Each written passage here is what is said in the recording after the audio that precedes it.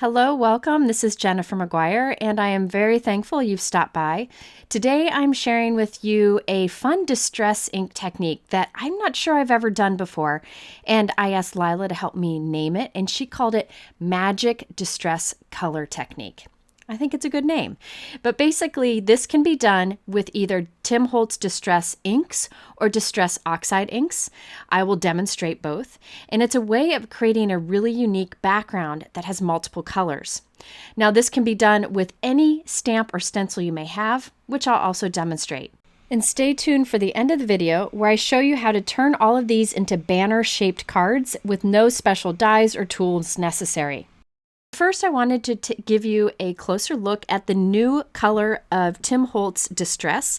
This is the Uncharted Mariner. This is his newest color, and it is available now in Distress Ink and Reinker, Distress Oxide Ink and Reinker, Distress Spray Stain, Distress Oxide Spray, the paint, and the embossing glaze, and the pen. So everything is available now.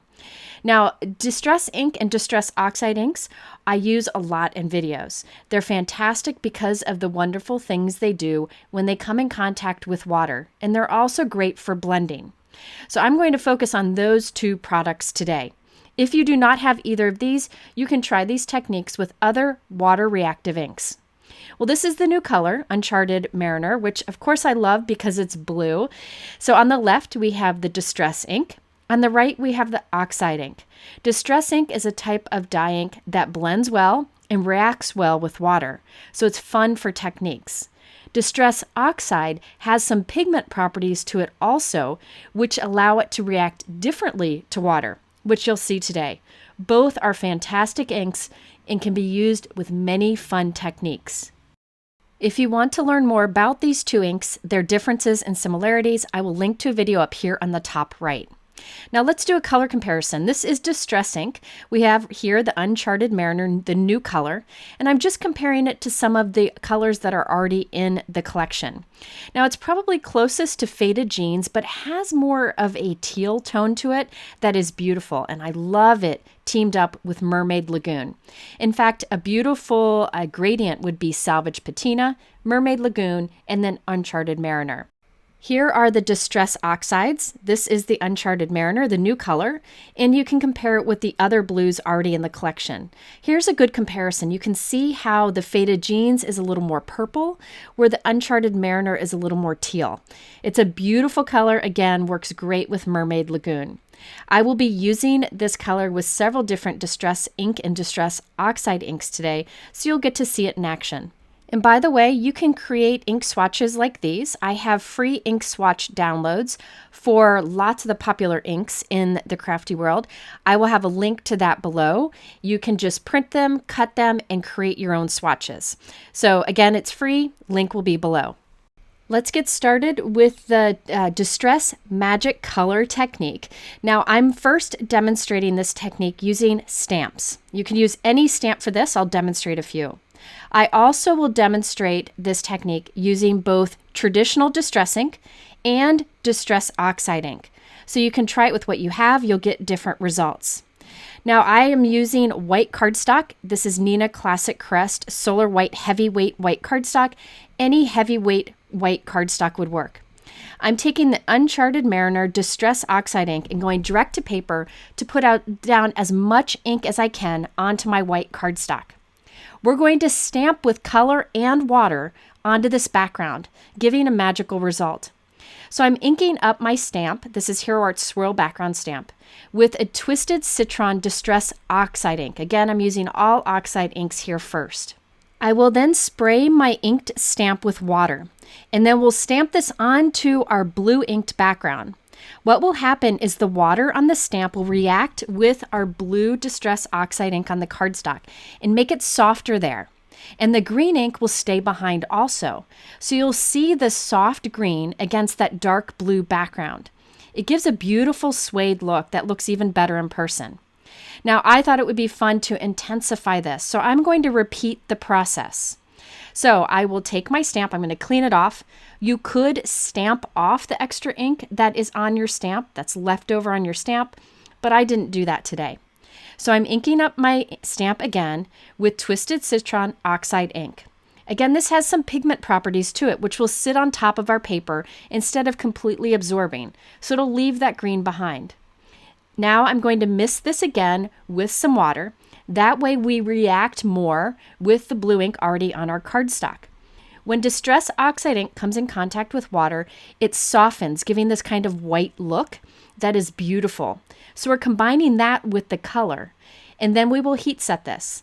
When it's completely dry, you end up with this beautiful, subtle green on the blue. I wish you could see in real life the soft glow that green has on the background, and it looks like it's textured, but it's not. It's a really cool look, and this is something you can do with any of your background stamps and oxide inks.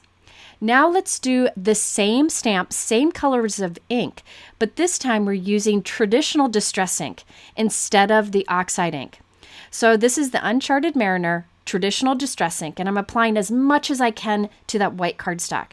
Direct to paper is best, and you want to cover it in color. I have the same stamp in my MISTI stamping tool, and I'm using Twisted Citron in the Traditional Distress ink, and I'm inking up my stamp. Because this is a dye ink, you can see how it doesn't really look as bright on our stamp. That's because it doesn't have the pigment property oxide ink has. But I'm inking up the stamp, giving it a mist of water, and then stamping it onto our inked background. The water will react with that ink. It'll be subtle at first. This takes some time to pop out. You can see how it's starting to intensify. As it dries, it will intensify. I'm repeating the process again, inking with Twisted Citron Distress Ink, misting that stamp with water, and then stamping onto our blue background. So the water on the stamp reacts with the ink we have on our cardstock, softening it, and it'll leave that green ink behind. The green will be more subtle because this is a dye ink which absorbs into the paper. It won't stand out as much as the oxide ink did, but it gives a different result, and I think it's cool on its own. It's best to give it time to dry or heat set it to really see what your results will be. After drying it, I decided I wanted to intensify it even more, so I'm repeating the process, inking up the stamp with Twisted Citron Distress Ink, spraying it with water, and stamping it again. Right away, you'll see how the background reacts to that water that we're stamping with. Now, you could skip the color on top and just stamp with water if you want, and I'll demonstrate that soon. Once again, I'll heat set this so we can see our final result. By the way, I just chose Twisted Citron and the Uncharted Mariner to use together. You could use any colors you want, but I do recommend a dark color for the base and then stamping with water and a light color on top. I think it gives the best results. So let's trim this down. I think all backgrounds look better trimmed down, and look at that. So that green, again, looks like it's glowing on top of the darker background. This Distress Ink version is a bit darker than the oxide version. So here they are side by side. On the left, we have traditional Distress Ink. On the right, we have the oxide inks that we did first. And look at the difference. Both are beautiful, but give you different results. Both using the same colors and same background stamp. I personally like using Distress Oxides when doing this background magic distress color technique. That's the one on the right. I will demonstrate a couple more using both the inks so you can compare, but in the end, I find Distress Oxide works great with this. But with stencils, it's different, so stay tuned for that. All right, let's do another example using different colors and a different background stamp. This one really shows the difference between the two inks. Let's start with the Tim Holtz Distress Oxide version. I have applied chipped sapphire Distress Oxide heavily onto white cardstock, just like before. And I have the Simon Says Stamp Flower Frenzy background stamp. This time I'm doing it a little different. I'm spraying it only with water, no ink, just water. And watch the cool result you get by stamping with water alone. Instantly, it softens in that area, and with this ink, it has like a little bit of a green tone showing up. Every ink reacts different to water. It's fun to experiment with all the colors. So this is what it looks like to stamp with just water onto a Distress Oxide ink background. Now I'm heat setting that to dry it, and now let's add some color to it. I'm inking up my stamp with Picked Raspberry Distress Oxide ink, and I'll spray it with water. This is like we did on our last example. I will then stamp that onto our inked background. The water again will soften everywhere we stamp it, and the pink will stay behind. It will be subtle because we're using pink ink and water on a blue background. You can repeat this process to intensify it. In fact, you can stamp with just the pink ink and no water on top. That's what I'm doing here. So I've already softened with the water. Now I'm just adding pink on top. And I'll do that a couple times to add as much pink as I can to it. So this gives a really cool, unique look of glowing soft pink against that dark blue chip sapphire background. It's such a fun way to use your stamps and inks creatively, creating a subtle but unique background. So there you can see the results. Again, it looks like it's glowing with texture, but it's super smooth and very soft. I love the creamy velvety look of oxide inks. Now let's do the same thing but with traditional distress ink. I have Chip Sapphire Distress Ink applied heavily to my white cardstock. I'm spraying water onto my stamp and then stamping it onto the background. This will be very subtle at first. It will intensify as it dries. I also like to repeat this process a few times. I'm not putting a ton of water on our stamp. If you put too much water on your stamp, it'll look splotchy and you'll lose like the definition of the stamp. So I would rather do multiple impressions with the water. You can even dab off the excess color, lift the color away with a paper towel. So after I've done that a few times, I am going to add some pink ink on top. Don't worry, it still will intensify as this dries.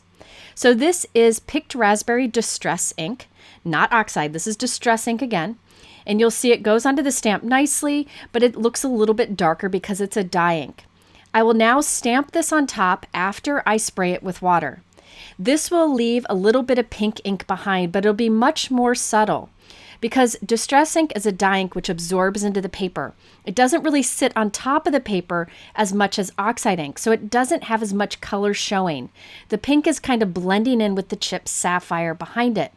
However, it does change the color in that area, and you get this soft pink glow against that dark blue background.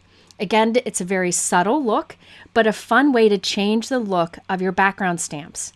I also like the dark blue, like halo around the image too. Really cool result. Now here's a side-by-side comparison. On the left is Distress Ink. On the right is Distress Oxide Ink. Completely different looks, although we use the same colors, same technique, same stamp. I love the creaminess of the oxide, but I also love that subtle glow of the traditional Distress Ink on the left. Since I like using oxide inks with this magic color technique and stamps, I'm going to do one more example, just with oxide inks. Now this again uses that new Enchanted Mariner Distress Ink, that blue background, but this time with pink. You can team up different colors together. I just recommend dark for the background and lighter for whatever you stamp on top. So this is the Uncharted Mariner Distress Oxide Ink, heavy on white cardstock. I'm using the My Favorite Things Abstract Roses background stamp, and I'm inking up my stamp this time with the Kitsch Flamingo, which is a light pink. I'll mist that with water and stamp it onto our background. Right away, the water reacts with that oxide ink, and you get that softened look with a tiny bit of pink to it, not a whole lot, because this is such a light pink on a dark background. So once I'm happy with my water stamping, I'm coming in with Picked Raspberry, which is a little darker, oxide ink, and stamping that direct without any water. That'll leave pink ink against our background. So now we have this pink rose pattern on top of our dark blue background, which I think is a fun way to achieve a look like this. I like to always heat set it so I can see what the final result will be. Once I'm happy with it, I'll trim it down, and there we have a beautiful background that has subtle pink against the blue. You could skip the water and just stamp the pink oxide ink on top of the blue, but the water really helps it to stand out and get this kind of velvety oxide look. It's just gorgeous in real life. Now that we've demonstrated this magic distress color technique with background stamps, let's do this technique with stencils. Again, the traditional distress ink and the oxide inks react very different. This time I like the traditional distress more, but I will demonstrate both for you. I'm using a Tim Holtz stencil. I love this stencil. It's beautiful. Have white cardstock once again. On one of them, I'll apply the Uncharted Mariner with oxide ink. On the other, I'll do the traditional distress ink. We'll first demonstrate the technique with the traditional Distress Ink because that's the one I like the most. So be sure to put down the color as heavy as you can. I then tape the stencil on top of our inked background. Again, this is traditional Distress Ink, and I'm taping it in place. I'm spraying water over this, but not a lot. And I'm spraying from up above so you get a mist. I then will stop and press a towel over it to absorb any of the excess water. And I'll do this a few times. I would rather mist a little bit each time and wipe off the excess than spray too much at once. If you spray too much at once, the water will seep under the stencil and not give you as much definition in the pattern. So I just keep adding water on top and then dabbing off the excess water with my towel. The towel will also start to remove some of the blue ink. We're like lifting that ink away. If you've never done a ink lifting technique, I'll link to a video up here on the top right. That's another way you can do this process, but this time I'm changing it up here in a moment. So I repeated this until I could see that all the openings were starting to get lighter. See how the water is softening the Distress Ink in the background? It's reacting with it, and check this out. You get this beautiful result. Now you could leave it here as is. I love that look, but I think it's better if you add some color on top. That's where you get that magical technique. I do like to heat set first. I don't want my paper to be too wet when I rub ink on top because it might damage the paper. So by heat setting it, we know what our result will be and we won't damage the paper. You notice I still have the stencil taped in place so I can flip it back and line it back up with what we've already done. All right, so now I'll flip it over, line it up, make sure your stencil is completely dry. And now I'm adding color on top. This time I'm adding the color just straight up without any water.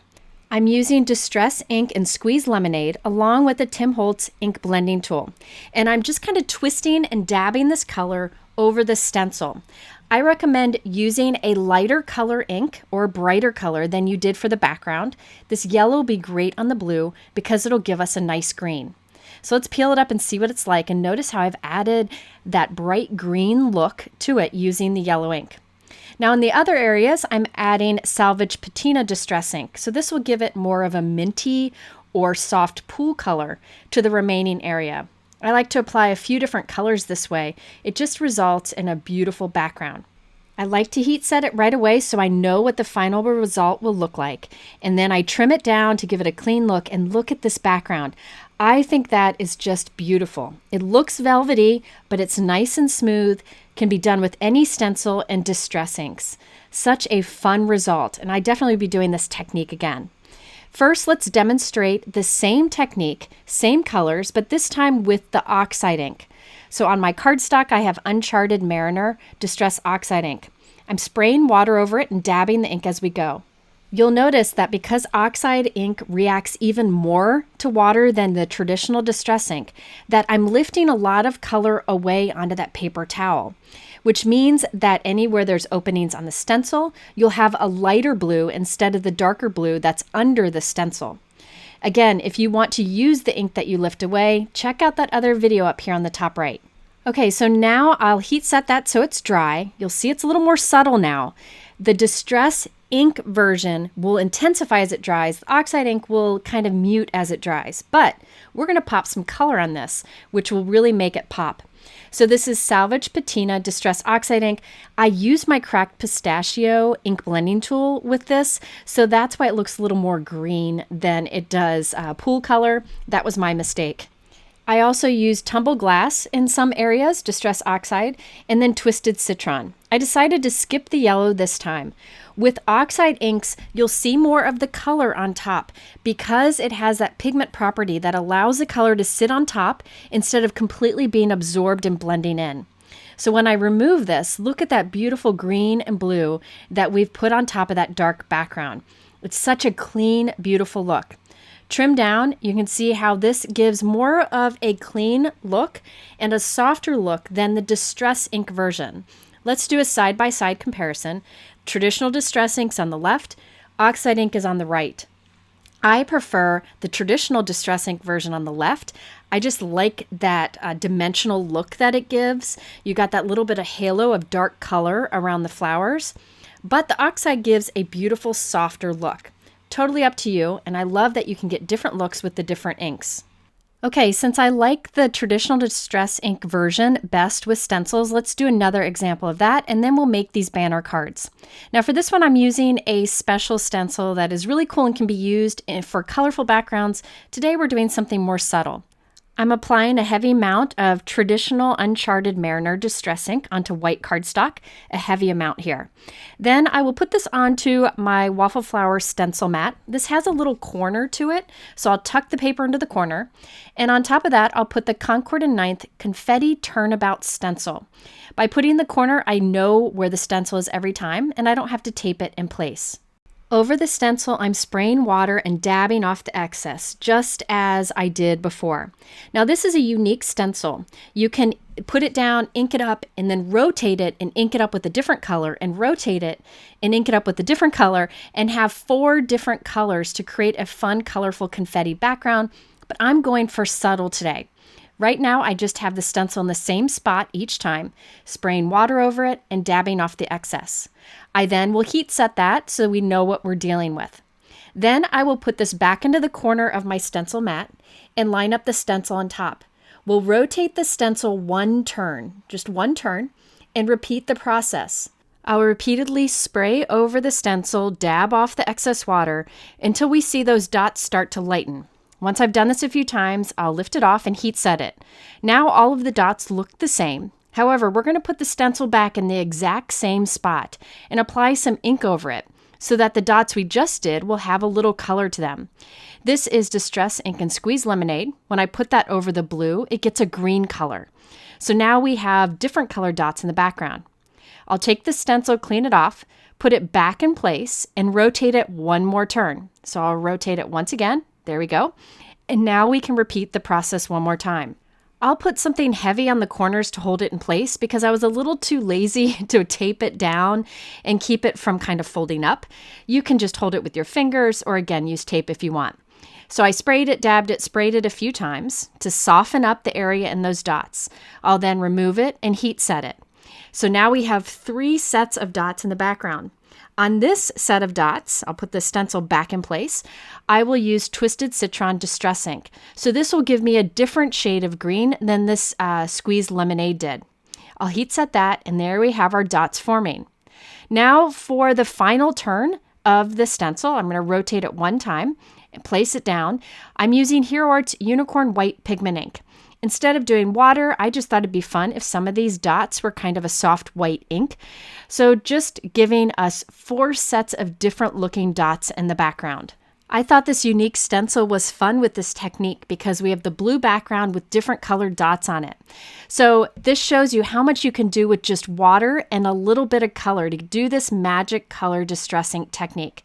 And I also like the pops of white pigment ink at the end too. All right, so now we have a bunch of backgrounds we've created.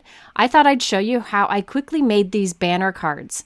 This is great because you don't need any special dies to do these. There are banner dies out there, but most of us don't have them. I'll actually show you 2 ways. The first uses a square die. The second one doesn't use any dies at all. So I have cut this to about a mini slimline note card size. This note card here is 6 by 3 1/4 inches. And my panel there is cut a slightly smaller.